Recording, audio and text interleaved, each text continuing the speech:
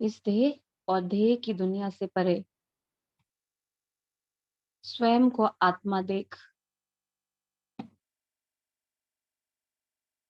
भ्रिकुटी के बीच में चमकता हुआ सितारा,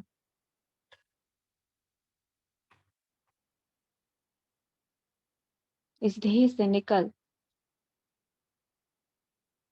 अपनी फरिश्ता ड्रेस पहनकर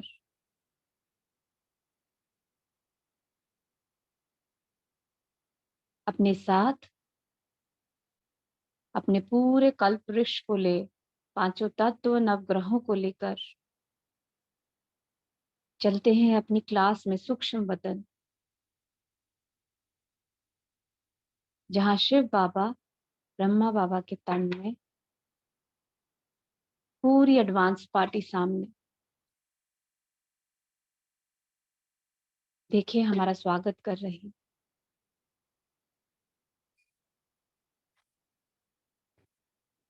तो चलते हैं अपनी क्लास में, बाबा से रिक्वेस्ट करते, बाबा आज हमारी पूरी दिनचर्या और हमारे लक्ष्य की पूर्ति के लिए आज की मुरली शुरू करें। ओम शांति।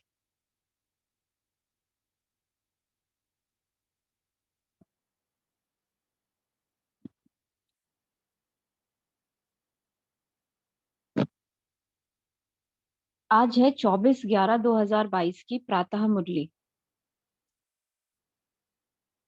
बाप दादा मधुवन से हमारे इस मिनी मधुवन में। मीठे बच्चे, तुम्हें श्रीमत पर पूरा पूरा ध्यान देना है। बाप का फरमान है, बच्चे मुझे याद करो और नॉलेज को धारण कर दूसरों की सेवा करो। आज बाबा ने दो चीजें बोली है इसमें। एक तो बोला बाबा ने श्रीमत पर पूरा ध्यान देना है, और दूसरा बाबा का फरमान कि मुझे याद करो और नॉलेज को धारण कर दूसरों की सेवा करो। तो बाबा की श्रीमत क्या है और बाबा ने आज मुझे फरमान क्या दिया? हर एक आत्मा अपने अपने अनुभव से बोलेगी। तो बताएं बाबा की श्रीमत क्या है मुझ आत्मा के लिए आज की? और बाबा ने बहुत सारे फरमान दिए आज तक। तो मुझे कौन कौन से फरमान याद है या जिसको मैंने अपनी जिंदगी में धारण किया है? बताएं।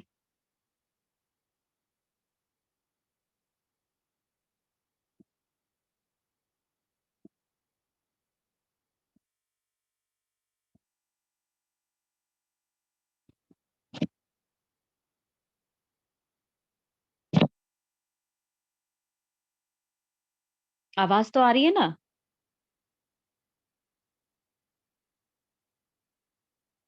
हेलो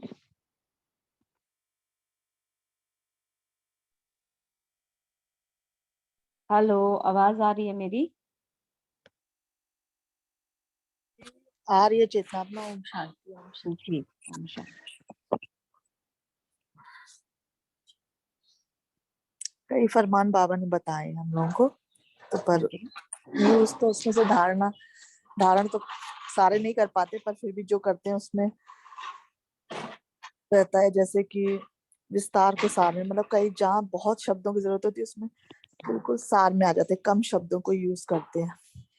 जी जी। और थोड़ा बोलने का मतलब जो हो रहा है सामने तो देखते रहते हैं, एकदम नहीं रिएक्ट करते, समझाते नहीं है बच्चों को भी, या कुछ भी हो रहा हो, हेल्पर्स हो मतलब या कुछ साक्षी भी। दृष्टा।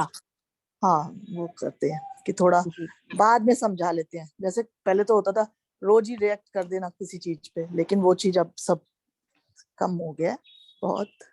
बाद में समझा दिया, किसी को कुछ समझाना है या अपने को भी समझाना है तो अपना आराम से बैठ के बाबा के पास बैठ के अपने को भी देखना है साक्षी होके।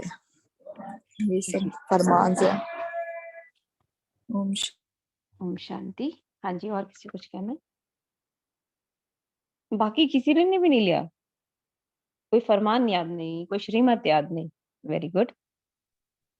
एक फरमान जो मुझे हमेशा याद रहता है बाबा का, कि कुछ भी हो जाए, तुम्हारे को कोई भी प्रॉब्लम हो, कुछ भी बात आ जाए, तो तुम्हें देधारी को नहीं, तुम्हें मुझे याद करना है। तो मेरे को ये बहुत हेल्प करता है। मैं हर चीज के लिए अब वो प्रैक्टिस में आ गया है। कोई भी बात हो तो सबसे पहले बाबा, और बहुत 100% कोशिश रहती है कि किसी देधारी से उस बारे में बात ना करें, सिर्फ बाबा से करें और बाबा से ही सॉल्यूशन लें। तो इस फरमान को बहुत यूज करें। ओम शांति। ओम शांति। शुक्रिया बाबा। ये तो कहते हैं ना जैकपॉट है। फरमान जो बाबा देता है या बाबा की जो डायरेक्शंस हैं या जो बाबा ने कहा ना कि श्रीमत पर पूरा चलना, कि सिर्फ मुझे एक बाप से सर्व संबंध जोड़ लीजिए, तो ये तो जैकपॉट है कि एक बाबा से जुड़ गया, बाबा से सुन लिया, तो किसी और की जरूरत भी नहीं पड़ती। जी, और किसी को कुछ कहना है?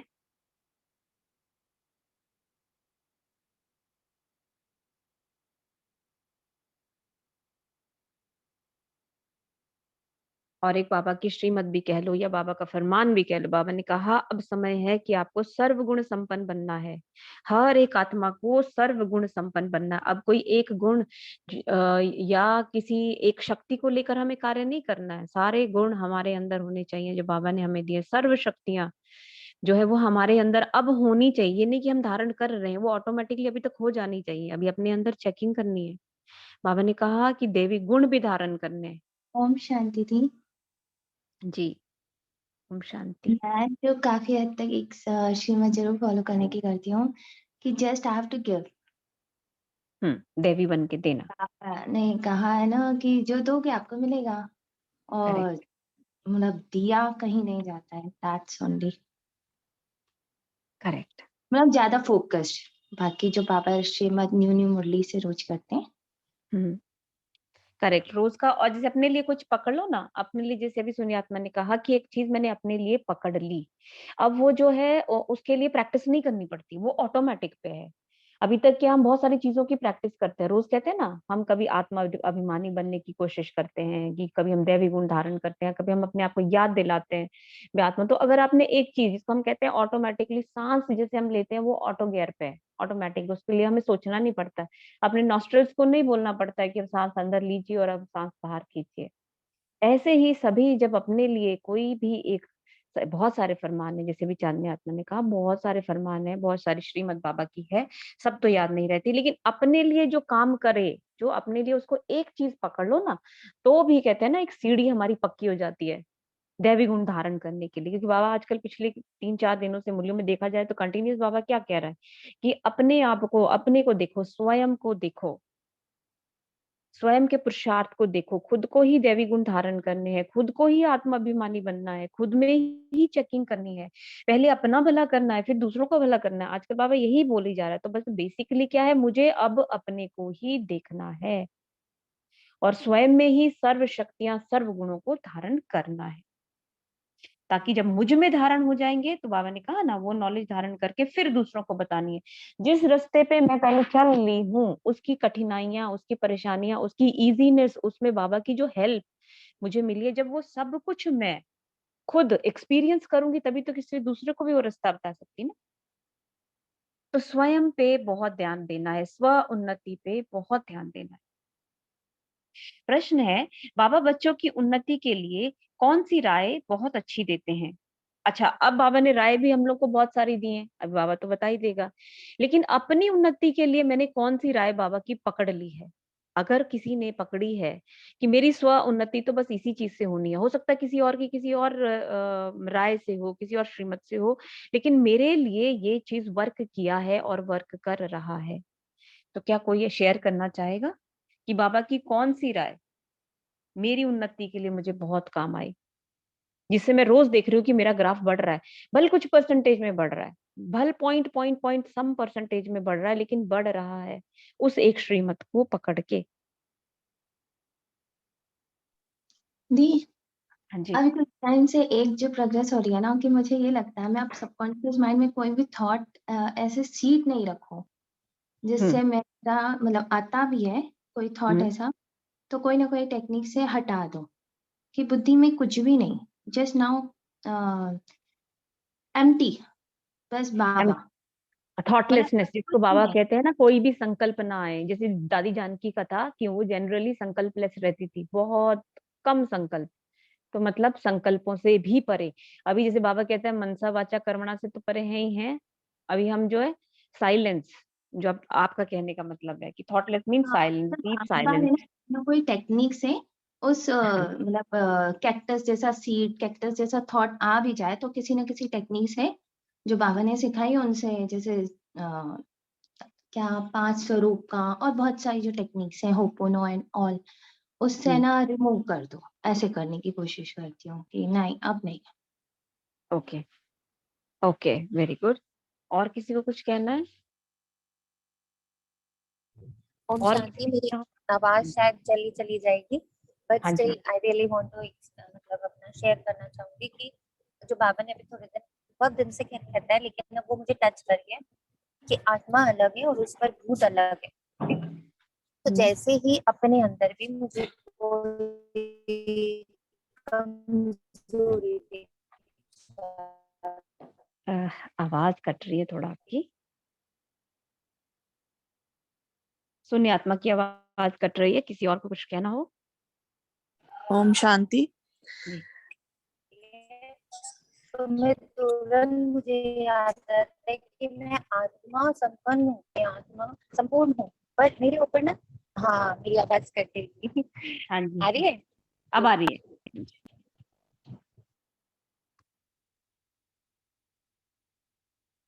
लेकिन पॉइंट क्लियर नहीं हुआ। हाँ, पॉइंट क्लियर नहीं हुआ। हाँ जी, चलिए कोई आप बोलिए, चांदनी आत्मा। ओम शांति। मैंने अब जब से बाबा का ज्ञान भी धारण किया और आसपास का मतलब घर का भी माहौल हो जाता है, चाहे कहीं का भी हो जहाँ जाओ, पर मुझे अब अपने मिनी मधुबन में बस एक यही रहता है कि जो मैं धारणा करी हुई है, मैंने बाबा की एक शक्ति को बहुत धारण करती हूँ, उससे मुझे बहुत बेनिफिट भी मिलता है। सहन शक्ति, सहनशीलता, इस पे जितना मैं हमेशा यही बोलती हूँ, मैं सहनशील आत्मा हूँ। मतलब कुछ भी बात हो रही होती है तो मैं सहनशीलता को बहुत धारण करती हूँ, तो उससे मुझे, मैं अगर कई बार जैसे किसी को बताने की भी, सहनशीलता के साथ समाने की भी जरूरत होती है, तो कई समाने फिर मैं ब्रह्मा बाबा को सब कुछ लिख देती हूँ, मैं बाबा आपने भी तो इतना सहन किया। तो मतलब ये सहनशीलता की शक्ति को मैं बहुत धारण करती हूँ, उससे मुझे बहुत बेनिफिट भी मिलता है। और मुझे लगता है कि एक दिन अपने आप, जैसे ब्रह्मा बाबा इतना फेमस हुए, उनके तो पता नहीं क्या क्या हुआ, हमारे तो ये छोटे छोटे से आते हैं पेपर, उसमें अगर मैंने सहन कर लिया तो क्या हो गया। तो वो मैं सहनशीलता को बहुत बढ़ा रही हूँ अपनी, और बढ़ भी रही है, और उससे मुझे आत्मा को बहुत बेनिफिट भी मिलता है। ओम वाह, शांति। शुक्रिया बाबा। ओम शांति। शुक्रिया बाबा, बहुत अच्छी राय देने के लिए। हाँ जी, और किसी को कुछ कहना है? दीदी ओम शांति। जी, ओम शांति। दीदी मेरी जो ग्रोथ हो रही है ना, मुझे ऐसा लग रहा है कि जब मैं है ना बाबा को सब कुछ सौंप देती हूँ तो मैं बहुत हल्की हो जाती हूँ, और है ना मेरा अनुभव भी बढ़ता है। तो मुझे लगता है कि मैं आगे बढ़ रही हूँ। करेक्ट, बहुत बढ़िया। ये तो है, देखो बाबा ने सबके लिए कोई ना कोई राय, कोई ना कोई विधि बाबा ने सबके लिए दे रखी है। और कोई कहते हैं ना, बीमारी भले सबको अलग अलग बीमारी है तो सबकी गोलियां भी अलग अलग हैं। बाबा को ये पता है किसको कौन सी राय कब देनी है, और उसके ऊपर हम वर्क जब करते हैं। ये तो है, कहते हैं ना 100%, जिसको हम कहते हैं रामबाण। बाबा जो राय देता है, जो श्रीमत देता है, जो फरमान मैंने अपने लिए ले लिया है, बट ऑब्वियस है कि वो मुझे हमेशा जो है एलिवेटेड स्टेज पर ही पहुंचाएगा। क्योंकि वो गोली दी किसने है? बाबा ने दी है। वो राय किसने दी है? बाबा ने दी है। तो कहते हैं ना, अमृत वेला के टाइम सुबह उठ के बाबा से टचिंग जरूर लेनी चाहिए। वो एक समय ऐसा होता है कि बाबा सच में ही हमारे आस पास होता है, चाहे कहते हैं उसमें एफर्ट नहीं लगते। तो अगर अभी तक भी हमें से कई आत्माएं ऐसी हैं जिनको अभी तक, मान लीजिए, हमें ये राय नहीं मिलती, फरमान नहीं समझ में आता, या बाबा की डायरेक्शन नहीं समझ में आती, तो फिर से जुट जाए। सुबह उठ के बाबा को एक बार सोते हुए, सबसे पहले रात को सोते हुए संकल्प में डालें कि बाबा सुबह उठते ही मुझे फरमान दे, या सुबह उठते ही मुझे डायरेक्शन दे। तो देखना कितने अच्छे से सबकॉन्शियस माइंड में ही वो कैच हो जाएगा। दीदी और इससे मेरा पेशेंस भी बढ़ रहा है, क्योंकि मैं बाबा को जब सौंपूंगी ना तब मुझे पेशेंस रखना पड़ेगा बहुत। Yes. क्योंकि हम सोचते हैं ना इंस्टेंट हो जाए, 2 मिनट मैगी की तरह अभी हमने बोला और इधर से काम हो जाए। नॉर्मली हम लोगों में पेशेंस की कमी है। घरों में सब लोग अपने साथ चेक करना, अपने मिनी मधुबन में भी हम जब सेवा पे होते हैं ना, घर पे होते हैं, तो मुंह से बोला तो लगता है एकदम क्यों नहीं सुन लिया, चाहे वो मेड्स है, चाहे वो बच्चे हैं, चाहे कोई भी क्यों ना हो, जैसे हमारे तुरंत निकलता है तो हमको लगता है ये अभी कर ले, नहीं करते हैं तो चिड़चिड़ापन आ जाता है।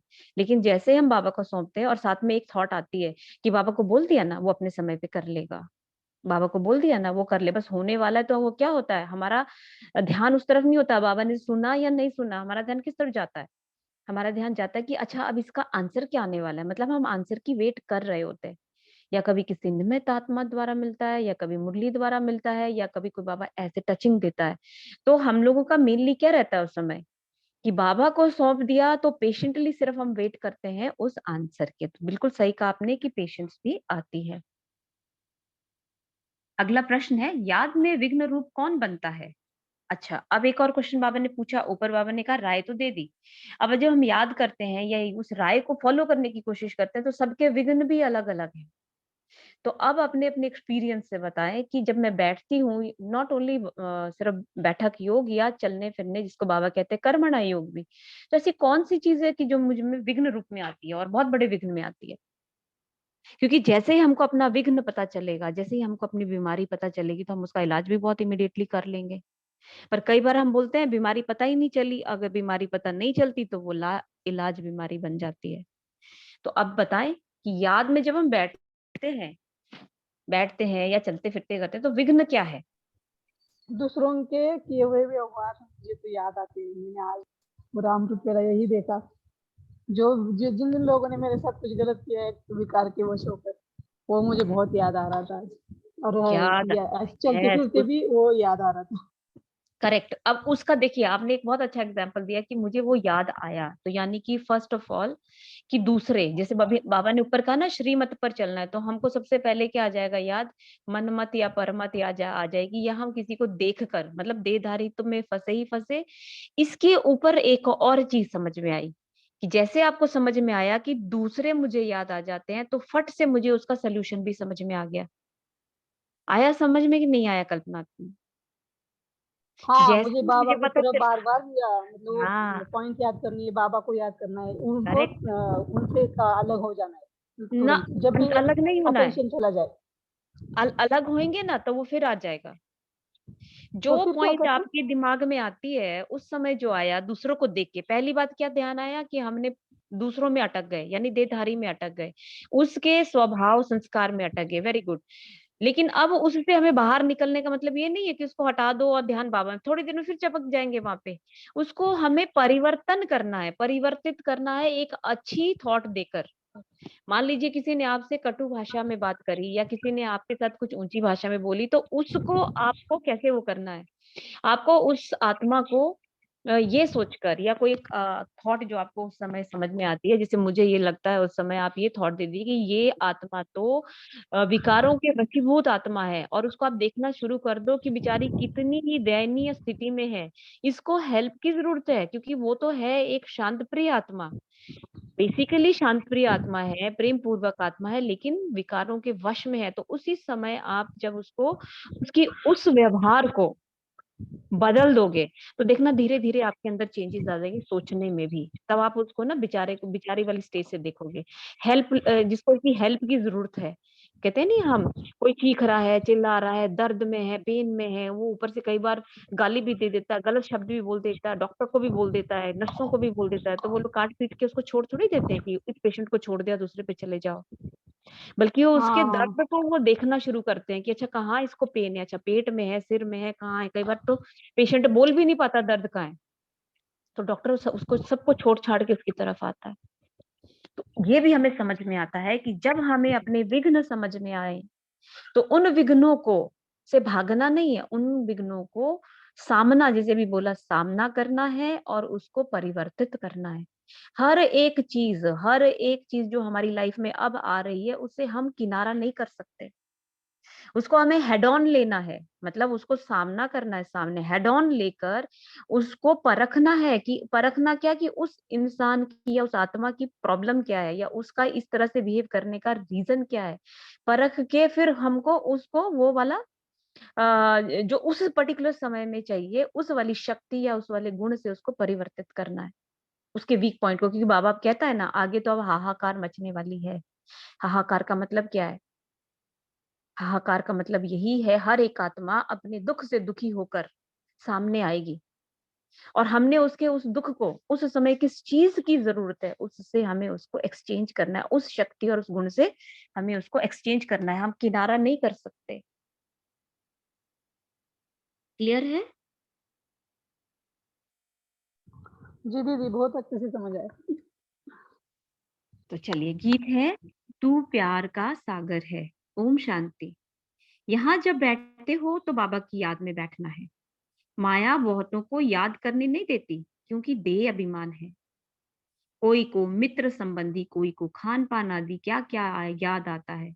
आ गया ना आपका पॉइंट कि जब भी मैं याद में बैठती हूँ, योग में बैठती हूँ, तो क्या होता है, माया आती है। कोई मित्र संबंधी, कोई खान पान याद आता है या किसी का स्वभाव संस्कार याद आता है। तो बाबा ने क्या बोला है कि जब यहाँ बैठना है, सबको दरवाजे से बाहर निकाल कर सिर्फ बाबा की याद में बैठना है कि मैं और बाबा हैं अभी, बाकी सब बाहर वेट करो। तो यहाँ जब आकर बैठते हो तो बाप का आह्वान करना चाहिए। जैसे जब लक्ष्मी की पूजा होती है तो लक्ष्मी का आह्वान करते हैं। लक्ष्मी कोई आती नहीं। यहाँ भी कहा जाता है तुम बाप को याद करो अथवा आह्वान करो, बात एक ही है, क्योंकि याद से ही विकर्म विनाश होंगे। बिल्कुल क्लियर है। बाबा कहते हैं कि हम चल के ऐसे तो उठ के नहीं आएंगे, आह्वान करते हैं। 2-3 चीजें बहुत अच्छी हमको भक्ति मार्ग से समझ में आती है। पूजा पाठ करते हैं तो सबसे पहले करते हैं ना, गणेश जी का आह्वान करो, उसके बाद पूजा शुरू होती है, फिर सारे देवी देवताओं का आह्वान करते हैं, फिर साथ शाम को जब जब पूजा खत्म होती है तो उनका विसर्जन भी करते हैं, विसर्जित भी करते हैं। तो कहने का मतलब क्या है, जैसे भोग भी लगाते हैं तो कोई बाबा भगवान आके के खाते थोड़ी है, भासना होती है जो हमने बनाया है, जो जिस भाव से हमने बनाया वो भासना बाबा तक पहुंचती है। तो यहाँ भी कहते हैं जब भी हम बाबा की याद में बैठे बैठक करें या चलते फिरते करें, मन बुद्धि भटकने लगता है तो सीधे बाबा को पकड़ लो कि बाबा आ जाओ, बस मैं बाबा मुझसे, जैसे हर बात में हम बाबा बाबा भी करते रहे ना। एक समय था हम कहते थे मुख से नहीं बोलना है, अब अगर हम मुख से भी बार बार बाबा बाबा बोलते हैं ना, तुम्हारी बुद्धि बाबा की तरफ चली जाती है। तो ऐसे बाबा का हमें आह्वान करना है। क्यों? क्योंकि जब बाबा का आह्वान करेंगे तो उनकी जो याद है ऑटोमेटिकली याद है, जिसको बुद्धि में रखेंगे उसका हाव भाव, उसका कर्तव्य, उसका काम, सब कुछ हमारे सामने आ जाता है। उसकी पूरी पर्सनालिटी सामने आती है जब हम किसी के बारे में सोचते हैं। तो जब हम बाबा के बारे में सोचेंगे तो बाबा के गुणों और शक्तियां ऑटोमेटिकली हमारी बुद्धि में आएंगी। भले सारे नहीं आएंगे, बाबा के सारे 32 गुण नहीं आएंगे, लेकिन कुछ तो एकदम याद आ जाते हैं ना। तो उसी से ही विकर्म विनाश होंगे। तो धारणा नहीं हो सकती क्योंकि विकर्म बहुत है। अब हम सोचे कि हम धारणा करते जाएं और विकर्मों का विनाश नहीं करें, हो ही नहीं सकता। अंदर इतना विकर्म भरे हुए हैं। तो धारणा के पॉइंट जब हम बाबा के लेते भी हैं उस समय हमें सुंदर भी लगते हैं और लगता है हाँ ये तो मैं आज करूंगी करूंगी। बहुत बहुत विजिलेंट होकर जब हम ये बैठते भी है तो क्या होता है, थोड़े टाइम के बाद वो खिसक जाती है धारणा। अभी जब हम सुबह उठते हैं अमृत वेला तो एक पॉइंट ले लेते हैं और नहीं तो स्वमान भी ले लेते हैं कि बाबा सारा दिन इस स्वमान में रहेंगे या ये चीज को आज हम फॉलो करेंगे। लेकिन दिन होते होते और शाम होते होते तब दोनों चीजें दिमाग से निकल जाती है। क्यों? उसके लिए बाबा ने बता दिया, जब तक खाली नहीं होंगे, जब तक विकर्म विनाश नहीं होंगे, तब तक अंदर भर भी कुछ नहीं सकता। तो बाप को भी याद नहीं कर सकते। जितना बाप को याद करेंगे उतना विकर्माजीत निरोगी बनेंगे।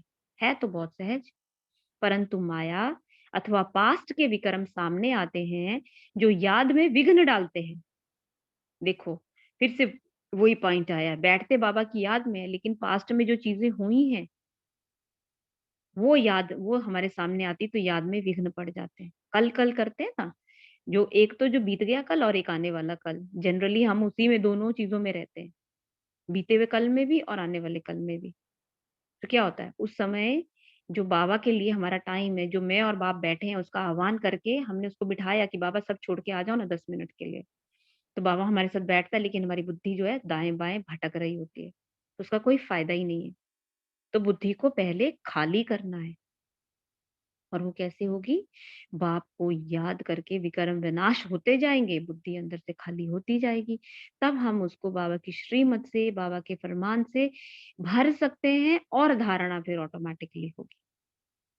क्योंकि अभी जो अंदर भरा है बुद्धि उसी की तरफ जाती है। तो बाप कहते हैं तुमने ही आधा कल्प अयथार्थ रीति से याद किया।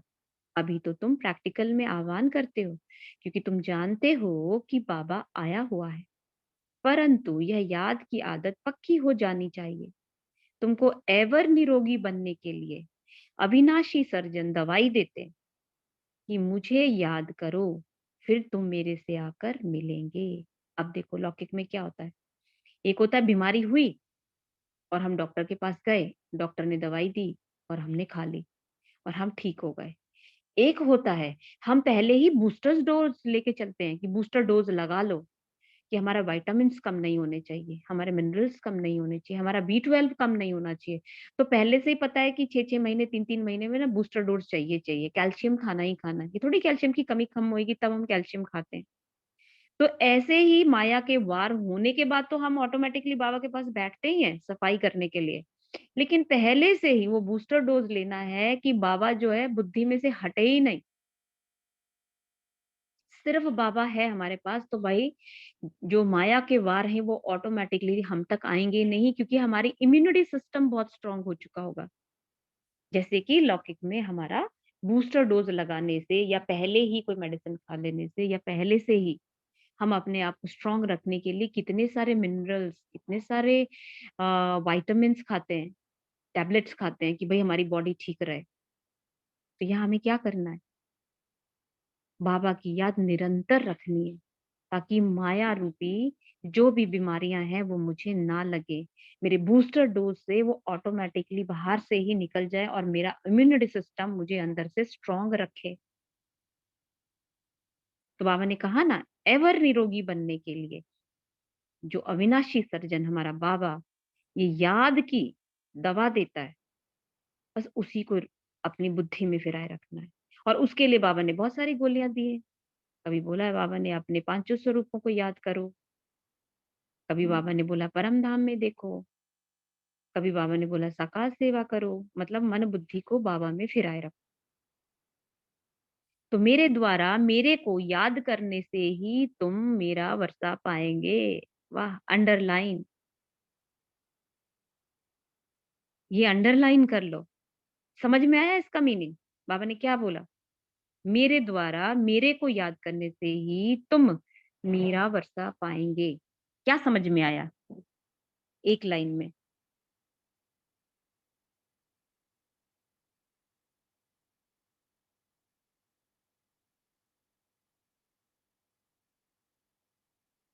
दीदी ओम शांति। जी ओम शांति। दीदी इससे ये समझ में आ रहा है कि बाबा ने बोला मेरे द्वारा, यानी कि किसी भी देहधारी के द्वारा नहीं पाओगे, या जो कोई क्लास है कुछ भी है हम सुन रहे हैं, जब तक बाबा को उस स्थिति में याद नहीं करेंगे कि मैं आत्मा हूँ, तो बाबा के द्वारा वो वर्षा बाबा के द्वारा ही मिलेगा और किसी के द्वारा नहीं। एब्सोल्युटली, कि बाबा ने सिर्फ, हाँ जी बोलिए। ये ऐसे भी कह सकते हैं ना कि वो बुद्धि, वो मन में वो शक्ति ही नहीं है कि वो याद कर ले। एक्चुअल में बाबा उसको टिकाए रखता है और याद होती है। तो करेक्ट, ऐसे कि भी नहीं बाबा है ना, सिर्फ जी। इसको ऐसे देखो, एक लाइन बाबा ने क्या बोला, मेरे द्वारा मेरे को याद करने से ही तुम मेरा वर्षा पाएंगे। मतलब बाबा बाबा बाबा, हर चीज में बाबा। कोई भी निमित्त, कोई भी सेवाधारी, कोई भी देधारी, कोई भी कहते हैं ना दुनिया के कोई ग्रंथ शास्त्र, कोई भी प्रवचन, चाहे वो बाबा को के बारे में ही बता रहे हो, हम बाबा के बारे में ही बोल रहे हैं, वो बाबा कहा वो आपको कुछ भी नहीं देगा। कि मेरे द्वारा माने मे, मैं। जी। मेरे द्वारा का अर्थ ये भी हुआ मुरली, यानी कि बाबा यस। हमसे कैसे करेगा, मुरली के द्वारा। तो मुरली को जितना घोटेंगे उतना ही हमें वर्षे के हकदार बनते जाएंगे। हाँ, तो ये चेक करना है ना कि बाबा ने कहा मेरे द्वारा मैं कौन हूँ, मेरे द्वारा बाबा कैसे है, माना बाबा बोलता कैसे है। अगर किसी देहधारी के थ्रू नहीं बोलेगा, किसी निमित्त के थ्रू नहीं बोलेगा, तो बाबा कैसे बोल रहा है, यानी कि मुरली मेरे को ही याद करने से।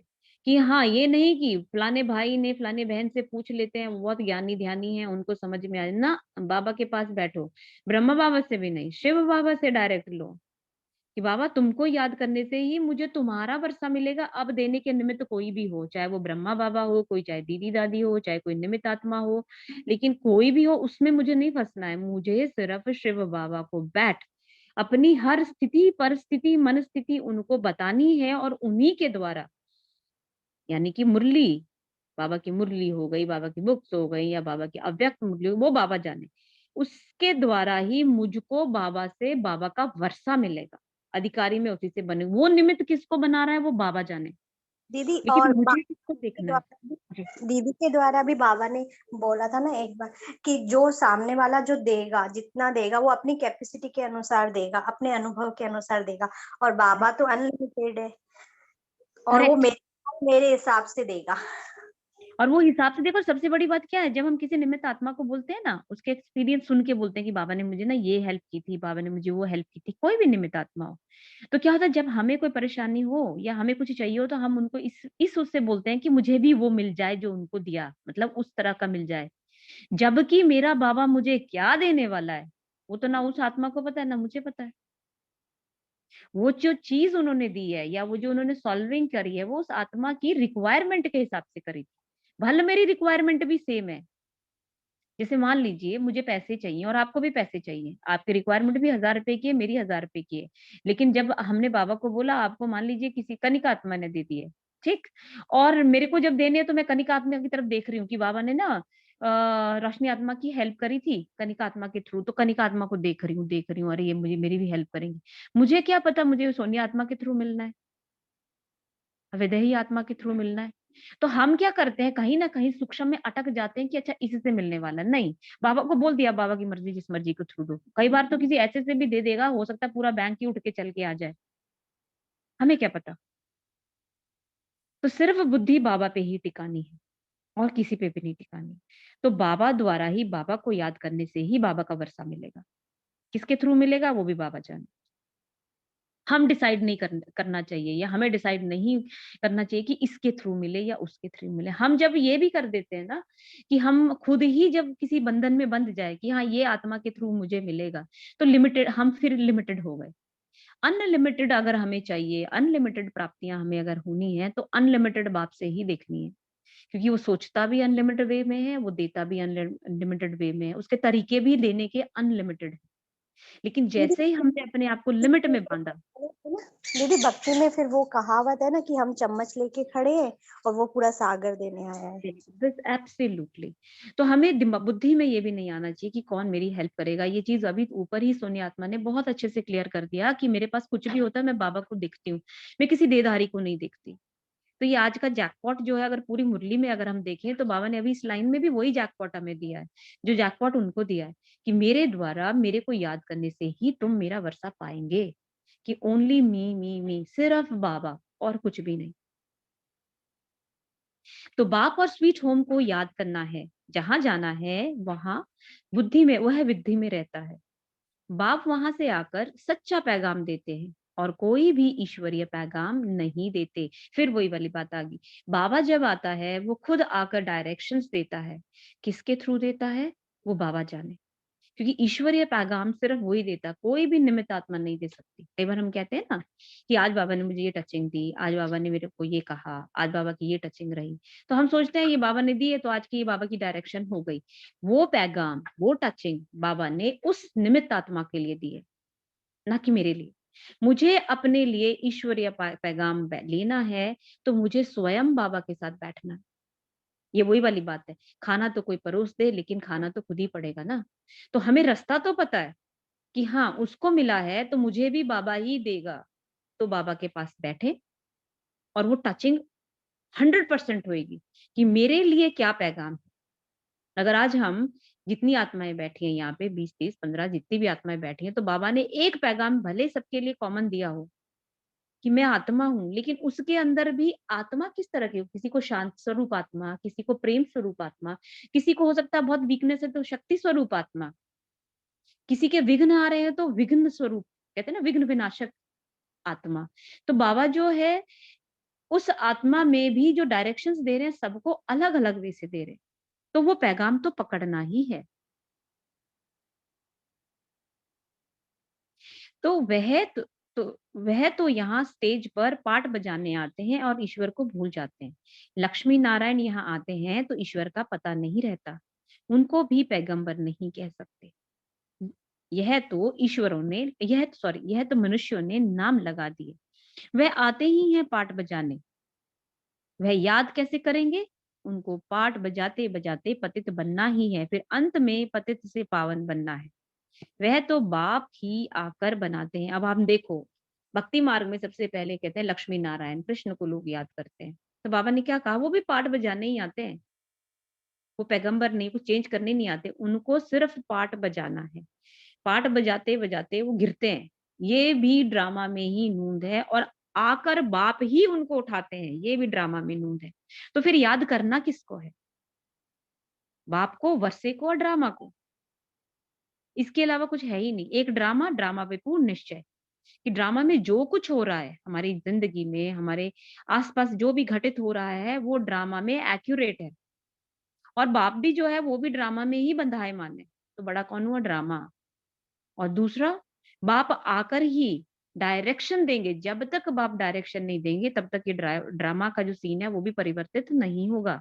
और बाबा का भी उसमें रोल है, बाबा को खुद भी रोल करना है, उस रोल से बाबा भी नहीं हट सकता। तो बेसिकली इन सब से क्या समझ में आया कि मुझे साक्षी दृष्टा बनकर हर चीज को साक्षी भाव से देखना है, उसमें लिप्त नहीं होना है और बह जाना है। कहीं पर भी स्टिक नहीं होना है, कहीं पे भी स्टक अप नहीं होना है, किसी भी परिस्थिति, किसी भी रोल आइडेंटिटी में चिपक नहीं जाना है।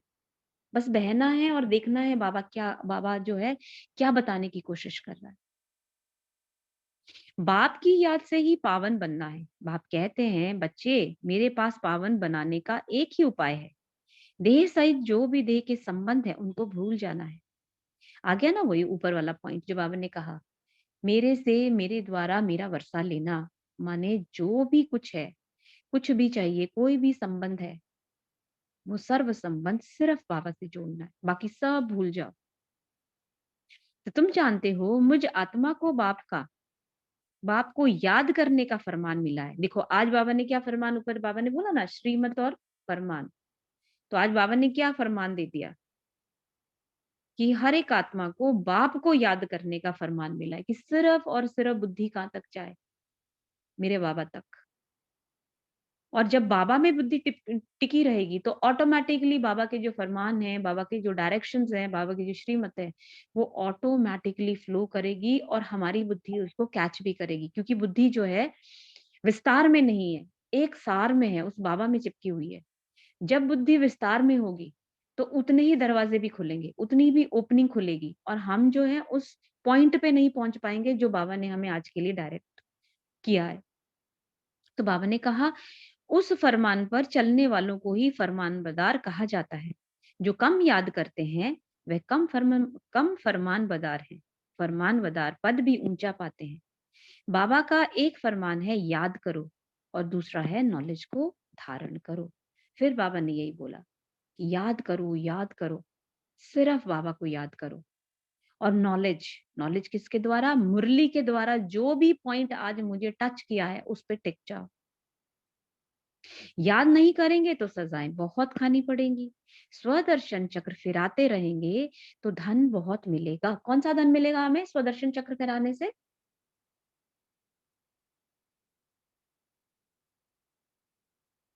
ये बुद्धि शुद्ध होगी और बुद्धि में सब कुछ आएगा। ध्यान देना। दीदी समय का धन मिलेगा, क्योंकि Yes. स्वदर्शन चक्र से हमारी पर चिंतन बंद हो जाएगा, हमारा समय व्यर्थ नहीं जाएगा। हाँ, समय को समेटने का भी कह लो, या समय को यूटिलाइज करने का भी, क्योंकि बाबा ने अब बोला ना समय रहा नहीं है, बिल्कुल भी समय नहीं है। समय, कहते समय सबसे बड़ा बलवान है, ये भी हमने बोला कि समय से ही सब कुछ होता है। तो अब समय की स्पीड अगर आपने देखी हो तो बहुत तेज है। हमारी अपनी पर्सनल जिंदगियों में भी समय कहते हैं ना भाग रहा है। जो इंसिडेंट्स हो रहे हैं, जो सर्कमस्टेंसेस आ रहे हैं, जैसे हम कहते थे ना पहले एक साल को बीतने में भी बहुत टाइम लगता था, अब तो ये लगता है कि आधा साल तो ऐसे ही निकल जाता है, पता ही नहीं चलता है। या पूरा दिन कैसे निकल जाता है पता ही नहीं चलता। एक टाइम पे जब हम छोटे होते थे तो सुबह से लेकर शाम तक खेल भी रहे हैं, कूद भी रहे हैं, पढ़ाई भी कर रहे हैं, बहुत कुछ कर रहे हैं, लेकिन अभी हमारे पास टाइम ही नहीं होता। ये तो सबने देखा होगा। फॉर एग्जाम्पल, जब हम लोगों के लैंडलाइन हुआ करते थे तब हम लोग टाइम निकाल के लोगों से बात कर भी लेते थे। याद है किसी को कि रात को 11 बजे के बाद जो है उसमें वो परसेंटेज कम होती थी, कुछ होता था कि इतने आपको मिल जाएगा। बैठते थे हम लोग 11 बजे तक बात करने के लिए। फिर मोबाइल का टाइम आया। मोबाइल हमें हाथ पे रहते हुए भी बुद्धि में रहता है कि बस इससे मिलना है, उससे बात करनी है, बस एक कॉल करना है। क्या हम रियली कर पाते हैं? नहीं कर पाते। फिर जब बात होती है बहुत दिनों के बाद तो क्या निकलता है पॉइंट? समय ही नहीं था। आप मेरी बुद्धि में तो आए, दिमाग में तो आया कि मुझे बात करनी है, लेकिन टाइम ही नहीं मिला। तो बिल्कुल अच्छा पॉइंट है ये कि बाबा ने कहा समय को वेस्ट नहीं करना। जैसे ही बुद्धि में चक्र फिरता रहेगा, स्वदर्शन चक्र फिरता रहेगा, तो जो टाइम हमें अभी मिला हुआ है, जो हमें कमी अभी तक रही है, जो हम पूरा नहीं कर पाए हैं, उसको हम बहुत तेजी से धारण कर सकते हैं। दूसरा ज्ञान धन, बाबा ने बोला स्वदर्शन चक्र फिराते रहेंगे तो हमें अपना रास्ता क्लियर है ना। कहते हैं जिसके बारे में सोचते रहेंगे वो चीज हमेशा बुद्धि में क्लियर रहती है। तो जब हम अपने इन पांचों स्वरूपों को देखते रहेंगे तो बुद्धि में क्लियर रहेगा कि हमें बनना क्या है। जब हमारा घर, हमारा परम धाम हमारी बुद्धि में रहेगा तो हमें पता है कि हमें जाना क्या है। ये दुनिया हमारी प्लेस नहीं है जिसमें हम अटके हुए हैं। जब हमारे सामने हमारा लक्ष्य क्लियर होगा तो क्या होगा? हम जगमुई जगमुई में भी नहीं फंसेंगे।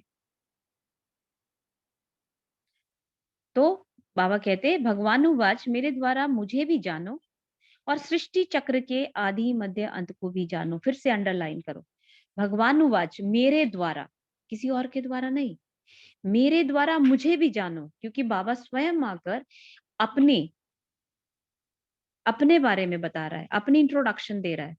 तो सुनना किसको है? सिर्फ उसी को, ना कि किसी और को जो बताए भगवान ऐसा है, भगवान वैसा है, भगवान नहीं करते, जो कि हम भक्ति मार्ग में करते आए हैं। सिर्फ भगवान को सुनना है और उसी के द्वारा उसको जानना है। और इस पूरी सृष्टि को भी, इस पूरे ड्रामा को भी, इस ड्रामा के आदि मध्य अंत को भी जानना है। सब बाबा ही बताने वाला है। तो यह दो बातें मुख्य हैं जिस पर ध्यान देना है। कौन सी दो बातें मुख्य हैं? जल्दी से बताएं। समय धन और ज्ञान धन को बचाना। यस, स्वदर्शन चक्र फिराते रहना है। एक बाबा ने बोला है मुझे याद करो और नॉलेज को धारण करो। बस दो ही बातें करनी है।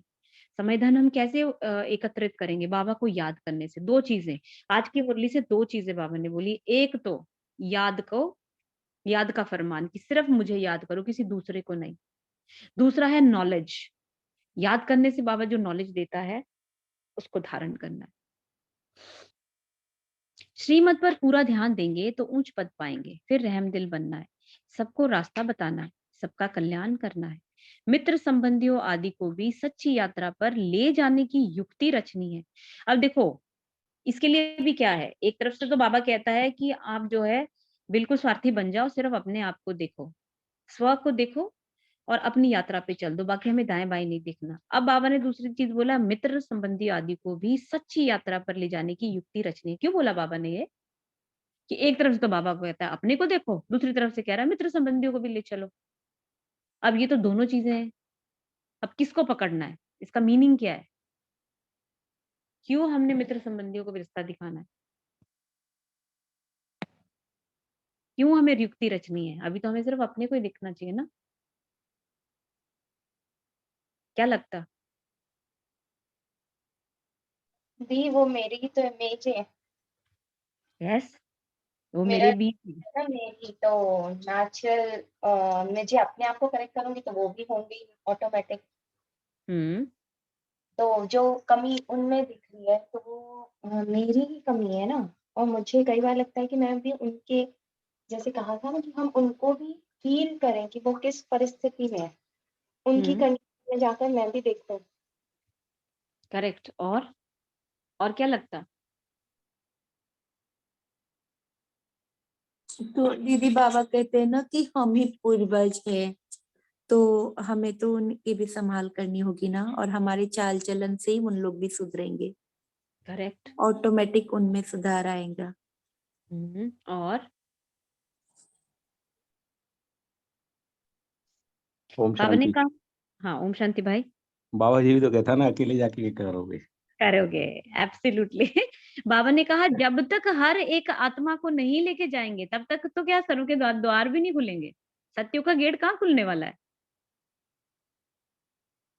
सबसे बड़ी बात तो यही है कि अगर ले भी जाना है, देखिए अभी जैसे हम बैठे हैं, हम 20-25 लोग अगर हम बैठे हैं और हमें पता है बाबा ने क्या डायरेक्शन दी तो सब हम उस पे लग गए, लेकिन हमारे आसपास और भी तो हैं, उनको सुनते हैं, एक कान से सुने दूसरे से बाहर, लेकिन बाबा का एक ही चीज है, बाबा ने कहा ना शिववंशी तो ये पूरी दुनिया है, हम ब्राह्मणों को ही, हम ब्रह्मा वत्सों को ही ये कार्य मिला है कि पूरे शिववंशियों को लेके जाना है। तो जब तक हम शिववंशियों को ले जाने की तैयारी नहीं करते, जब तक हम उनको भी बताते नहीं युक्ति युग से, कई लोग सुनना भी नहीं चाहते, तो युक्ति रचनी है ताकि बाबा कहते हैं ना, बाबा ने कहा अंत में कोई उलहना ना दे कि बाबा आप आए थे, आपने हमें बताया नहीं, तो हम आपके साथ कैसे चलते। तो इसलिए हम अकेले जा ही नहीं सकते, जाके करेंगे भी क्या और जा ही नहीं सकते, दरवाजा खुल ही नहीं सकता जब तक हर एक आत्मा रेडी ना हो। तो इसीलिए हमें क्या करना है, सबको। जी आप कंप्लीट करो, क्वेश्चन था वो थोड़ा इससे अलग है।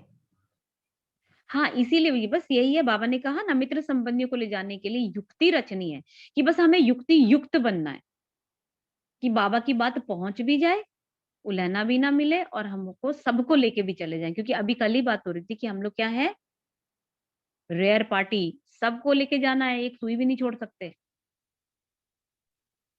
एडवांस पार्टी में पिक एंड चूज होके जाता है, ये ना आर्मी की एक वो है। आर्मी में क्या होता है, जब हमें एक जगह से दूसरी जगह पे जाना होता है तो पहले एडवांस पार्टी जाती है, एडवांस पार्टी अपने साथ पिक एंड चूज करके अच्छे अच्छे सोल्जर्स, अच्छे अच्छे ऑफिसर्स को लेके जाती है, ताकि वो आगे की जगह एक फील्ड बना के रखे, देख के रखे कि जहाँ पे पूरी बटालियन, पूरी यूनिट ने आना है वो जगह उनके लायक है कि नहीं है। तो एडवांस पार्टी को अगर हम अपने ज्ञान से जोड़ें तो दीदियां दादियां ने हम लोगों के लिए इतने सालों में एक धरनी तैयार कर दी, डायरेक्शंस दे दी, और एंड में जब पूरी यूनिट आती है ना बीच में, फिर उसके बाद चलना शुरू होता है, मोबिलाइजेशन शुरू होती है। तो मोबिलाइजेशन का टाइम तो ये बीच में है ही, जो बाबा ने संगम युग पे बोल रखा है, लेकिन अंत में सबको लेके जाना कि उस जगह को खाली करना, एक एक चीज पीछे ना छूट जाए, वो उस यूनिट की रेयर पार्टी का काम होता है, रेयर पार्टी का काम होता है। तो हम लोगों का काम क्या है, रेयर पार्टी वाला, एक एक को लेके जाना है, इसीलिए हमें युक्ति युक्त होना है। अब आप बताएं अंकिता आत्मा, क्या था आपका क्वेश्चन। मुझे ये था कि जैसे अपन सब जैसे 45 अभी जितनी भी सोल्स है, जैसे हम सब ज्ञान मार्ग में है कि भक्त भी is also there, मतलब भक्त वाली आत्माएं भी इसमें ही है। तो अपने आप को चेक कीजिए ना, हमारे भक्ति के संस्कार हैं, ये तो दिन भर अपनी चेकिंग कीजिए, कब मेरे संस्कार भक्ति के हो जाते हैं, कब मैं ज्ञान वाले संस्कारों पे चलती हूँ, अपने को आंसर मिल जाएगा। सारी की अब सारी हम 33 करोड़ आत्मा है, 33 करोड़ देवी देवता है, बाबा ने बोला है, तो हम 33 करोड़ देवी देवता है, अभी बन नहीं गए ना, अभी जैसे बन ना जी। जैसे 33 करोड़ आत्माएं, ब्राह्मण आत्माएं ही है ना, जाके सत्युग में जाएंगी, मतलब सत्युगन त्रेतान में, है ना। हम्म, और द्वापर से भक्ति मार्ग स्टार्ट होगा। करेक्ट। तो तो जो अभी जो हम बन रहे हैं वो पूरी तरह से बन गए हैं क्या, अपने आप में सोचिए, अगर हम हैं 33 करोड़ में आते हैं, 108 की माला में है, 16,108 की माला में है, तो अपने आप को देख लीजिए कि हमारे अभी भक्ति के संस्कार हैं। अभी हम बाबा को अगर ज्ञान रूप के बजाय भक्ति के रूप में भी उनको देखते हैं, बहुत सारी चीजें अभी हमारे जो है पुराने भक्ति वाले संस्कार भी चल रहे हैं, तो हमको उस बात का आंसर मिल जाएगा। ये चेकिंग हर एक आत्मा को अपने अंदर करनी है, ओके। क्योंकि हम पूरी तरह भी बने कहाँ हैं, संपूर्ण तो सिर्फ एक ब्रह्मा बाबा ही हुए ना। जैसे हम किसी को सहयोग देते हैं, दैट इज नॉट भक्ति ना। सहयोग नहीं, हमारी सारी अष्ट शक्तियां हैं, अष्ट शक्तियों को यूज करना, बाबा ने कहा ना पहले यूज करो फिर दूसरों को भी दो। तो ये हमें देखना है कि हम जब अपनी उन अष्ट शक्तियों को यूज कैसे करते हैं, उसका भी आंसर मिल जाएगा। वो तो हमें करनी ही करनी है, स्वयं बाबा ने बोला तो है, स्वयं के लिए भी धारण करो अपने सातों गुण अष्ट शक्तियां, पहले खुद धारण करो, खुद धारण करेंगे तभी तो किसी को देंगे, तो देना ही देना है।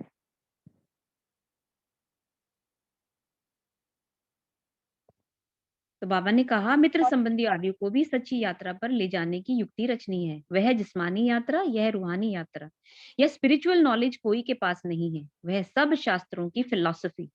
यह रूहानी नॉलेज, सुप्रीम रूह यह नॉलेज देते हैं रूहों को। रूहों को ही वापस ले जाना है।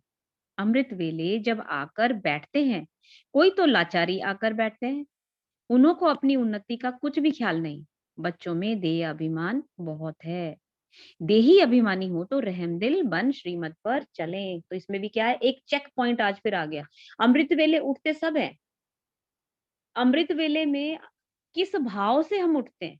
एक भाव होता है कि अरे उठना है, बाबा ने श्रीमत दी है, सुबह सुबह अमृत वेला करना है। रात में लेट सोए हैं, नींद आ रही है, सुबह उठ के झुटके खा रहे हैं, लेकिन उठ गए बाबा, अटेंशन तो हमने अटेंडेंस लगा दी। उठ के हम बाबा को गुड मॉर्निंग भी बोल देते हैं, बैठते हैं और झुटके खाते रहते हैं, लाचारी में बैठते हैं। और कई सिर्फ अपनी उन्नति के लिए बैठते हैं, भले 10 मिनट के लिए बैठे, 15 मिनट के लिए बैठे, लेकिन इतना पावरफुल याद होती है या योग होता है, इतना पावरफुल बाबा से कनेक्शन होता है कि जो शायद 1 घंटा बैठा है और जुट के मारा, उसको एक बूंद नहीं मिलेगा। लेकिन जो पावरफुल याद में बैठा है बाबा की, चाहे 10 मिनट 15 मिनट बैठा है, उससे जो उसको प्राप्ति होती है, उसी से ही उसकी उन्नति है। तो ये भी अपने अंदर चेक करना। आज बाबा ने फिर चेकिंग का पॉइंट दिया है कि हम किस भाव से, चाहे वो अमृत वेला है, चाहे नुमा शाम है, चाहे क्लासेस है, किस भाव से, या भट्टी है, किस भाव से हम उसको कर रहे हैं। क्योंकि कहते हैं ना, जिस भाव से हम उस चीज को ग्रहण करेंगे, उसी भाव से ही हमें उसकी प्राप्ति होगी। फॉर एग्जाम्पल, हम खाना खाते हैं, एक खाना हम खाते हैं हेल्दी रहने के लिए, कि भाई मेरी बॉडी को इसकी जरूरत है, मुझे हेल्दी खाना खाना है। एक खाना हम खाते हैं ग्लट, कि भाई खाने की जरूरत नहीं, लेकिन आदत पड़ी हुई है, बस खाते रहो, 24 घंटे मुंह चलता रहेगा, तो उसके शरीर पे उसका असर क्या है। और एक खाना हम खाते हैं टेंशन में, कई आदत होती है जब कोई टेंशन हो रही है, तो उस समय वो सिर्फ खा ही रहे हैं, तो उसके अंदर वो जो भोजन भी जा रहा है, वो क्या दे रहा है, वो उसकी बॉडी पे लग रहा है? बिल्कुल भी नहीं लगेगा। जिस भाव से हम खा रहे हैं, बेसिकली भाव, जो बाबा कहता है भासना, भाव ही मैटर करता है। तो सुबह अमृत वेले हम जब बैठते हैं या क्लास कर रहे हैं, या अभी भी क्लास में बैठे हैं, हो सकता है बुद्धि काम में लगी है, किचन में काम करना है, खत्म, फटाफट से मुरली खत्म हो, तो इसका असर क्या मिलने वाला है? तो अपनी उन्नति का ख्याल बहुत रखना है कि मैं कुछ कर रही हूँ तो फिर 100% उसी में ही हूँ। बाप कहते हैं अपना चार्ट लिखो, कितना समय याद करते हैं? आगे चार्ट रखते थे। अच्छा, बाबा को ना भेजो तो अपने पास रख लो। अपनी शक्ल देखनी है, हम लक्ष्मी को वरने लायक हैं। ये भी बाबा ने आज एक हमें होमवर्क दे दिया है। आज का होमवर्क है सभी के लिए, कि अपने आप को चेक करो कि मैं बाबा को कितनी देर याद करती हूँ, कितनी देर बाबा याद रहा, खाते पीते नहाते धोते उठते बैठते, कितनी देर बाबा याद रहा। और बाबा कब याद रहेगा? जब मैं अपने आत्मिक स्वरूप में हूँ, कि मैं आत्मा और वो मेरा परमात्मा। जिस स्वरूप में मैं स्वयं को देखती हूँ, तब सामने वाला दिखता है। अगर मैं अभी देखूंगी मैं माँ हूँ, तो मुझे सारे बच्चे नजर आ जाएंगे, उनकी सारी कमी पेशी, सारा उनका काम धंधा याद आ जाएगा। मैं अगर अपने आप को किसी वाइफ के रोल में देखती हूँ, तो मुझे पूरा वो रोल दिखना शुरू हो जाएगा। तो अभी सिर्फ बाबा ने कहा चार्ट लिखो और उसमें देखो मैं बाप को कब कब याद करती हूँ। तो याद तब करूंगी जब मैं अपनी आत्मिक स्थिति में हूँ। तो इससे क्या होगा, दोनों चीजें समझ में आ जाएंगी, कि मैं देही अभिमानी रही या मैं देह अभिमानी रही, उसी से पता चल जाएगा। तो ये आज का होमवर्क है। व्यापारी लोग अपना पोता मिल रखते हैं, कोई कोई सारे दिन की दिनचर्या रखते हैं, हॉबी होती है लिखने की। यह बाबा बहुत अच्छी राय देते हैं कि अपना हिसाब किताब रखो, कितना समय याद किया। अब देखो, हिसाब किताब हम किसका रखते हैं? जो हमारा धन है, जो हमारे लिए बहुत इंपॉर्टेंट है ना। शांति। ओम ओम शांति। शांति दीदी। जी ओम दीदी शांति। मुझे ये पूछनी थी कि जैसे मुझे ऐसा लगता है कि मैं बहुत परफेक्ट नहीं हूँ प्रकाश देने में, या योग मेरा बहुत स्ट्रांग नहीं है, लेकिन आपने भी बोला ना कि भले ही 10 मिनट का हो, लेकिन कनेक्शन मेरा हो जाता है।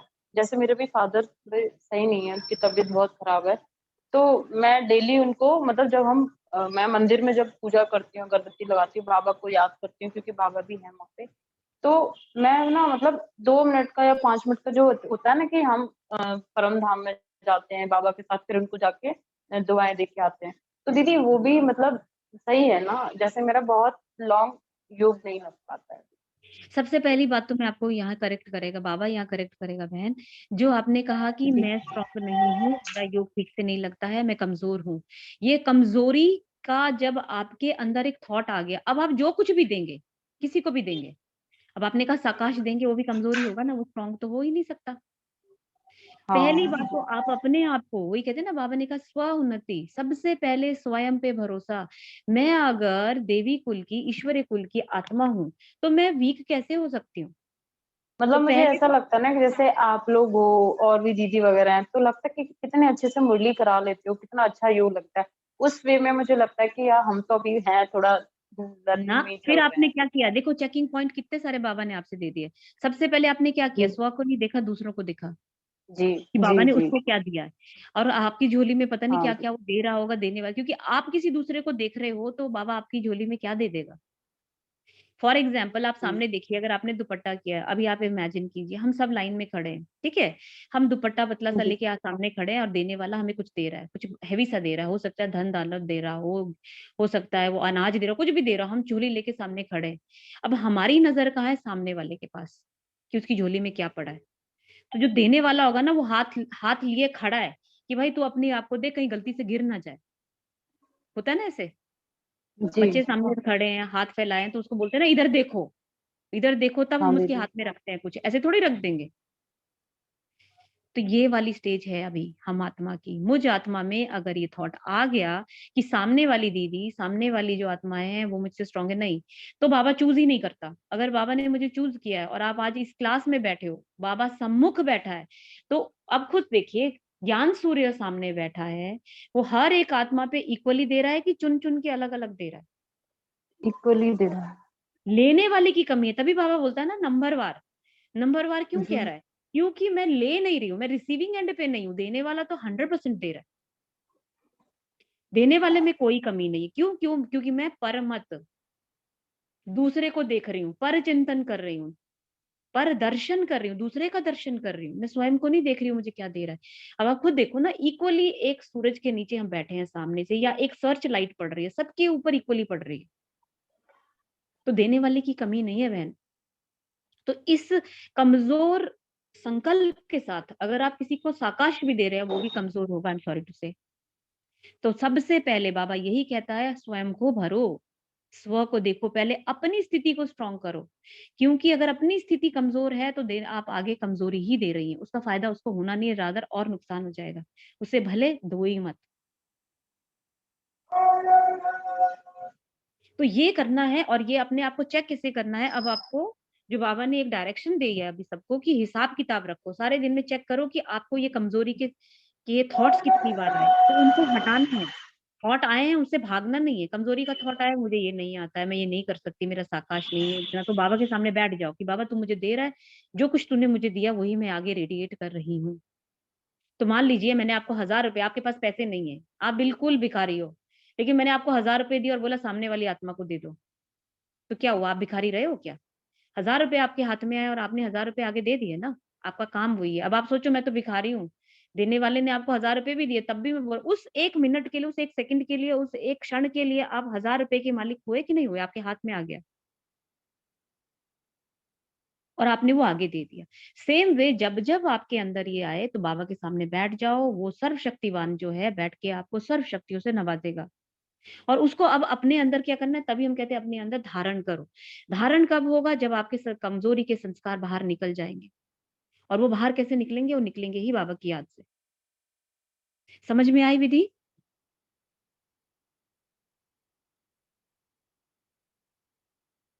विधि समझ में जी आई दीदी। आपको? जी जी दीदी। तो आज से, अभी से आपने अब ये शुरू करना है। तो बाबा कहते हैं कि अपना हिसाब किताब रखो, कितना समय याद किया, कितना समय किसको समझाया, ऐसा चार्ट रखें तो बहुत उन्नति हो जाए। बाबा मम्मा को तो नहीं लिखना है, माला के दाने जो बनते हैं उन्हों को पुरुषार्थ बहुत करना है। बाबा ने कहा ब्राह्मणों की माला अभी नहीं बन सकती, अंत में बनेगी, जब रुद्र की माला बनेगी। ब्राह्मणों की माला तो बदलती रहती है, देख लीजिए। हमारे ही जब ऊपर नीचे स्थिति हो जाती है, तो माला तो हेर फेर होगी। आज मैं पहला मोती बनी, कल को हो सकता है लास्ट भी बनूंगी, 10वां मोती बन जाऊंगी, और हो सकता है माला से बाहर ही हो जाऊं। तो बाबा कहते हैं ब्राह्मणों की माला तो अभी बदलती है। अपने आप को उस माला में स्टेबल रखना, कि मैं उस माला में हूँ, 108 की माला में या 16,108 की माला में मैं हूँ। सबसे बड़ा पुरुषार्थ तो यही है, उसमें टिके रहने का। बाबा ने तो हमें जगह दे दी, अब उसमें टिकने का पुरुषार्थ मुझे करना है। तो बाबा ने कहा आज 3-4 नंबर में है, कल लास्ट 16,108 में चले जाते। कोई गिरते हैं तो बिल्कुल दुर्गति को पा जाते। माला से तो गए, प्रजा में भी जाकर चंडाल बनते हैं। देखो कि गिरते गिरते हम कैसी स्टेज में आ जाएंगे। माला से जाएंगे तो बाबा ने कहा प्रजा प्रजा में भी बुरी वाली बन जाएंगे। अगर माला में पिरोना है तो मेहनत करो। बाबा सबके लिए बहुत अच्छी राय देते हैं। भल गूंगा हो, कोई को भी इशारे से बाबा की याद दिला सकता है। अंधे लूले कैसे भी हों, तंदुरुस्त से भी ज्यादा ऊंच पद पा सकते हैं। सेकंड में जीवन मुक्ति गाई है, बाबा का बना और वर्षा मिल गया। उनमें नंबरवार पद है। बच्चा पैदा हुआ, वर्षे के हकदार बन गए। यहाँ तुम हो मेल्स बच्चे, बाप से वर्षे का हक लेना है। मेल्स बच्चे बाबा ने क्यों बोला समझे? यहाँ तुम हो मेल बच्चे। मेल बच्चे का क्या मतलब? इसका मतलब आदमियों को ही मिलेगा क्या? जो पुरुष है उसी को मिलने वाला है बाबा का वर्षा। बाबा ने तो मेल्स बोल दिया। हाँ, बाबा आत्मा को मेल कह रहा है ना यहाँ पे। करेक्ट। बाबा कहता है कि आत्मा, बाबा ने बोला ना कि भाई भाई, भाई बहन नहीं बोलता बाबा कभी भी। तो आत्मा को आत्मा के तौर पे देखते हैं। जब हम भाई बहन बोलते हैं तब हम मेल फीमेल में आ जाते हैं। तो बाबा, और देखा जाए लौकिक में जो वर्षा किसको मिलता था अभी तक, अधिकार किसको मिलता था, वारिस कौन होता है? बेटे को। पुरुष। तो यहाँ आत्मा को पुरुष बोला गया है। तो बाप से वर्षे का हक लेना है, सारा मदार पुरुषार्थ पर है। फिर कहते हैं कल्प पहले भी हार खाई होगी। बॉक्सिंग है ना, पांडवों की थी माया रावण के साथ लड़ाई। कोई तो पुरुषार्थ कर विश्व के मालिक डबल सरताज बनते, कोई फिर प्रजा में भी नौकर चाकर बनते हैं। यहाँ सभी यहाँ पढ़ रहे हैं। देखो अभी पढ़ाई बाबा ने हमारे लिए बोला है, कोई कोई बाहर वाला नहीं है, हम ही में से है। कोई डबल सरताज बनेगा, जिसके चारों तरफ कहते हैं ना वो औरा बनेगा, डबल लाइट वाला बनेगा। और कोई बिल्कुल प्रजा में नौकर चाकर बन जाते हैं। क्योंकि देने वाला एक ही जैसा दे रहा है, सिर्फ धारणा पर मदार है। हम जिस तरह से धारण करेंगे उस तरह से ही हमारा पद आगे बढ़ेगा, उस तरह का पद हमें मिलेगा। तो अपने आप की चेकिंग करते रहने हैं पल पल, हर घड़ी हर क्षण की मेरे अंदर क्या चल रहा है, मेरी थॉट प्रोसेस क्या है। क्योंकि मेरे संकल्पों से ही सृष्टि बननी है। मेरी सृष्टि एटलीस्ट मेरे संकल्पों से बनेगी।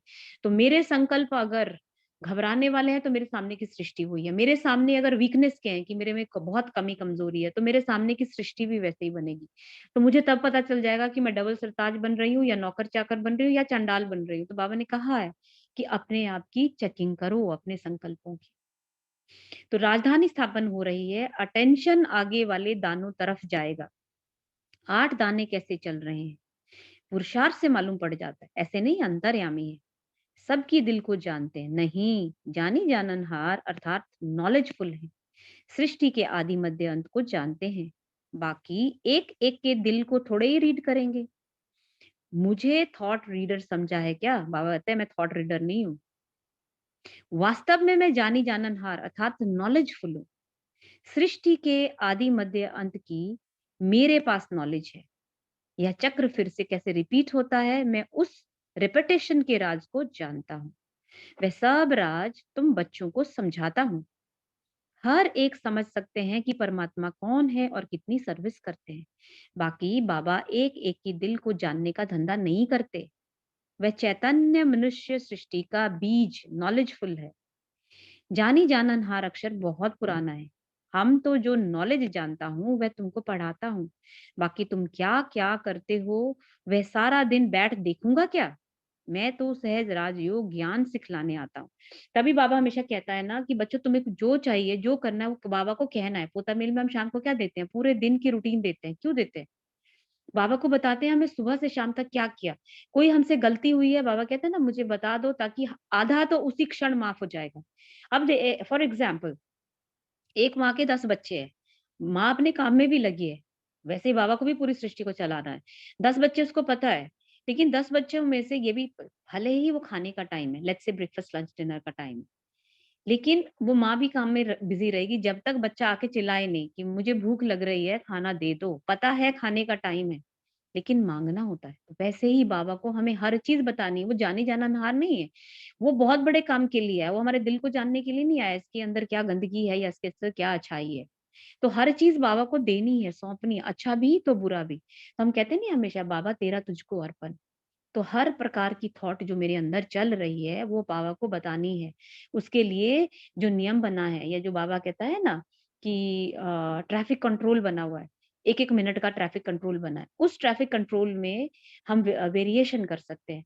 कभी बैठ के अपने 500 स्वरूपों को चला सकते हैं, कभी बैठ के हम पोता मेल दे सकते हैं, कभी उस घंटे में जो हमसे हुआ है, मान लीजिए हमें पता है कि श्रीमत के अनुसार नहीं हुआ, तो फट से बाबा को सौंप दो कि बाबा ये 1 घंटा मेरा श्रीमत के अनुसार नहीं निकला। तो ये बाबा विधियां बताता है। बाबा हमारे अंदर दिल को झांक के नहीं देखता कि हम बोले अरे उसको सब पता था, वो दे सकता है, नहीं। बाबा कितनी बार मुरलियों में क्लियर करा है कि मैं ये सब बैठ के देखने नहीं आया हूँ, मैं बहुत बड़े कार्य के लिए हूँ, छोटी छोटी चीजें तुम्हें हैं वो मुझे बतानी है। तो बाबा कहते हैं बच्चे तो बहुत हैं, बच्चे ही पत्र आदि लिखते हैं और मैं भी बच्चों के आगे ही प्रत्यक्ष होता हूँ। फिर वह सगा है व लगा है, सो फिर मैं समझ सकता हूँ हर एक की पढ़ाई है, श्रीमत पर सभी को एक्ट में आना है, कल्याणकारी बनना है। तुम जानते हो बृहस्पति को वृक्षपति देवी कहा जाता है। वृक्षपति सोमनाथ भी ठहरा, शिव बाबा भी ठहरा। बच्चों को बहुत करके गुरुवार के दिन स्कूल में बिठाते हैं, गुरु भी करते हैं। तुमको सोमनाथ बाप पढ़ाते हैं। रुद्र भी सोमनाथ को कहते हैं रुद्र ज्ञान यज्ञ रचा। यह एक ही यज्ञ चलता है जिसमें सारी पुरानी दुनिया की सामग्री स्वाहा होनी है। माने अपना पुराना स्वभाव संस्कार का किचड़ा इसी योग की अग्नि में स्वाहा होना है, और कोई रास्ता नहीं है। योग माने याद की यात्रा। तो तत्व भी उथल पुथल में आ जाते, सब इसमें स्वाहा हुए हैं।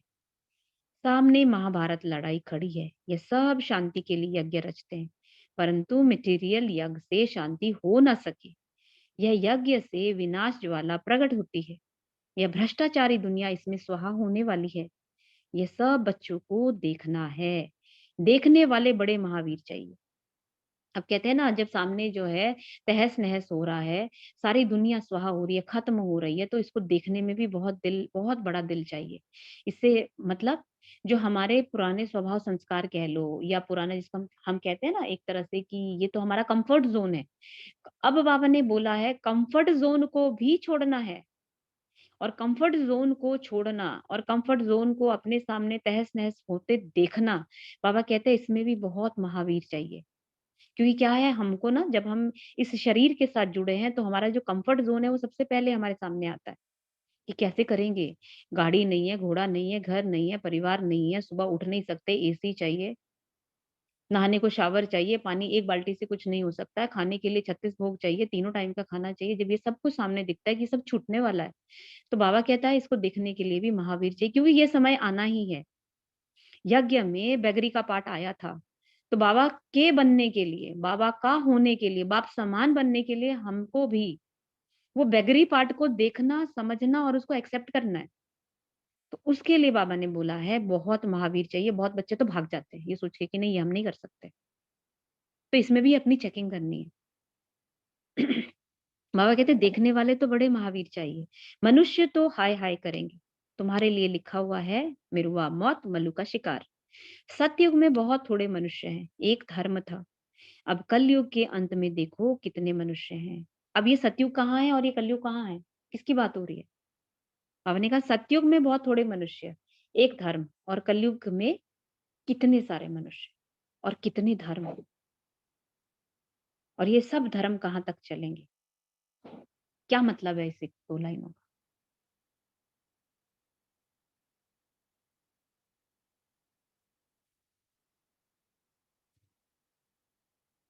दीदी दोनों मेरे अंदर ही चल रहे हैं। करेक्ट, मेरे अंदर ही चल रहे हैं। कैसे?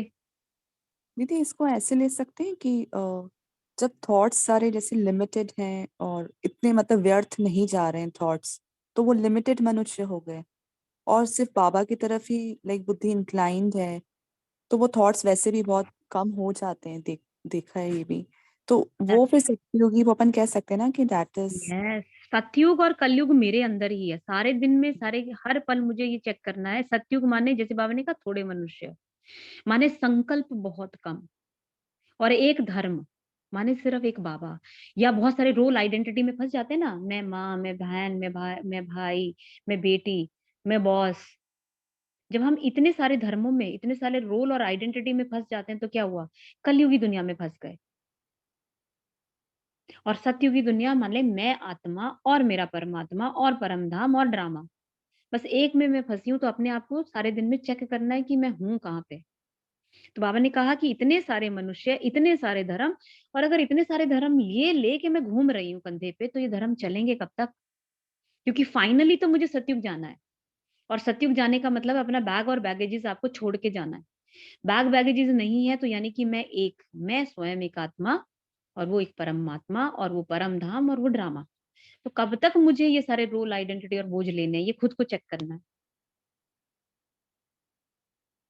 सतयुग जरूर आना है। अब सतयुग की स्थापना कौन करेंगे? रचता बाप ही करेंगे। कलयुग का विनाश भी सामने खड़ा है। तुम भूल गए हो कि गीता का भगवान कौन है? भगवान ने स्वर्ग की स्थापना की, इसमें लड़ाई की कोई बात नहीं। उसने माया पर जीत पहनाई है। इस राज को ना समझ उन्होंने असुर और देवताओं की लड़ाई दिखाई है। वह तो होती नहीं। तुम बच्चों को बाप द्वारा जो पास्ट, प्रेजेंट, फ्यूचर की नॉलेज मिली है, यह स्वदर्शन चक्र तुमको फिराना है। बाप और रचना को याद करना है। कितनी सहज बात है। गीत है तू प्यार का सागर है। आज बाबा ने लिखा कि तुम ocean of knowledge, ocean of bliss लिखते हो, बाकी ओशन ऑफ लव भी जरूर लिखना है। बाप की महिमा बहुत है, परंतु सर्वव्यापी कहने से बाप की महिमा गुम कर दी है। श्री कृष्ण के लिए भी लिखा है 16,108 रानियां थी। जन्माष्टमी के दिन श्री कृष्ण को झूले में झुलाते हैं, परंतु किसी को भी पता नहीं कि श्री कृष्ण ही लक्ष्मी नारायण बनते हैं। देखो बाबा ने बोला ना, ocean of knowledge, ocean of bliss, ocean of love, ocean of peace, ocean of prosperity. बस अब हम लोगों को ओशन बनना है, मतलब हमें सागर बनना है, मास्टर ज्ञान सागर बनना ही बनना है। और वो बन के हमेशा हमारी बुद्धि में फिरते भी रहना है, क्योंकि हमें वो देना भी है।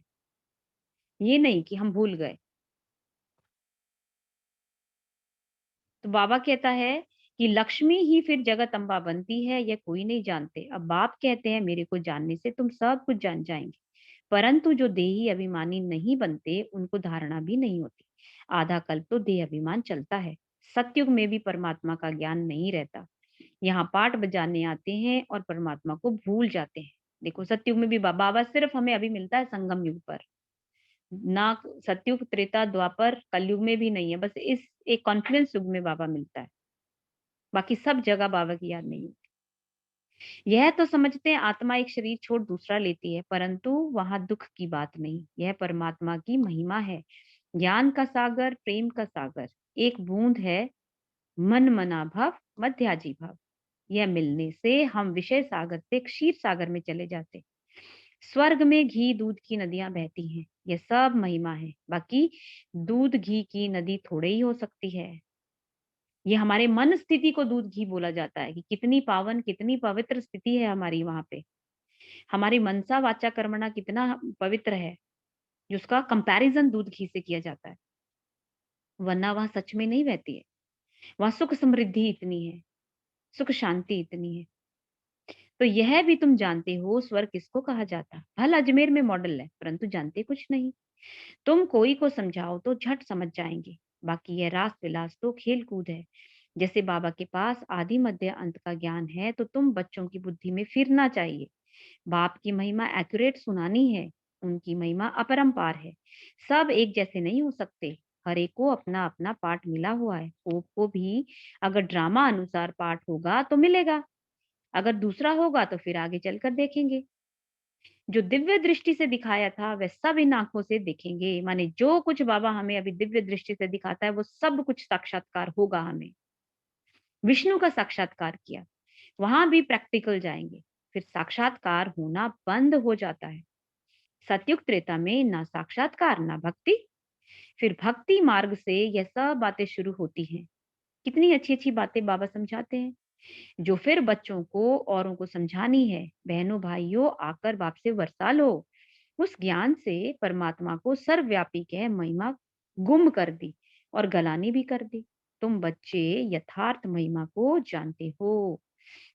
माने अपनी दिव्य बुद्धि को खोले रखना है, अपनी दिव्य दृष्टि को खोले रखना है, अपनी तीसरे चक्षु जो बाबा ने दिया ज्ञान नेत्र को, उसको खोलना है, क्योंकि ये सिर्फ एक ही बार इस संगम युग में बाबा ने हमें दिया है।